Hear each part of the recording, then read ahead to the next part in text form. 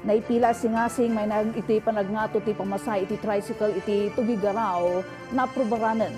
Kabiata na panakipaay ti cash relief assistance ti gobyerno iti Region 2 adan iti 64% completion rate. Daitaken da dumapay adamag iti Region 2 iti report ni MMSU PTV intern Alex Cerezo. 64% wano agarup at 30,000 na tricycle drivers, iti manarimaan na makaawat ita ti cash relief assistance, manipud Department of Social Welfare and Development. Sigun iti ahensya, agarup sa 10,500 tricycle drivers, manipud iti sa 13 nga ili iti rehiyon, ti mapaayan pay. Ururayan na pay aging gana ita ti pondo manipud Central Office para iti sa 10 may nga ili. Rason iti panakaitantan ti daduma mapaayan ti panagawat ket digiti operators da, asaan kumaarumbeng.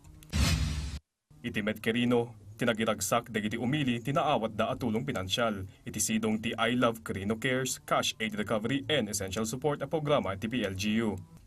Nagigidda na nakaawat dagiti umili tinagtipunan, Madela, Aglipay, Cabarugis, Saguday, Kendifon. Panggep ti probinsyal na gobyerno mapaayan dagiti kwalipikado nga umili. Manipod iti 132 a barangay iti uneglaing ti 40 nga aldaw. Makatulong iti inaldaw kasapulan ti publiko, iti bayat ang papaspasaran ti krisis.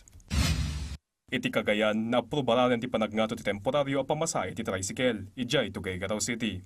May basar iti naaprobaran na singasing, manayunan iti 4 pesos ti regular fee digiti pampasahero a tricycle.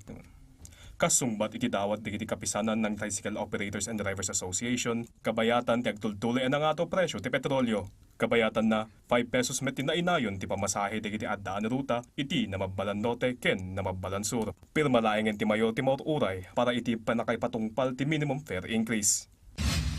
Kabayatan na itantandudo ti provincial na gobyerno ti Cagayan apalawaen ti Cagayan Recovery Project babaen ti programa a No Family Left Behind. Agbinadang ti provincial na gobyerno ken Community and Family Services International tapno masungbatan ti kasapulan digiti umili.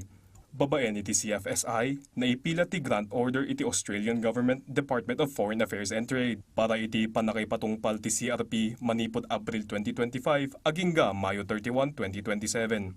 Panggep ti programa amay pangpangruna ti disaster risk reduction, social protection, mental health ken psychosocial support component. Alex Cerezo para ti Pambansang TV, iti Baro a Pilipinas.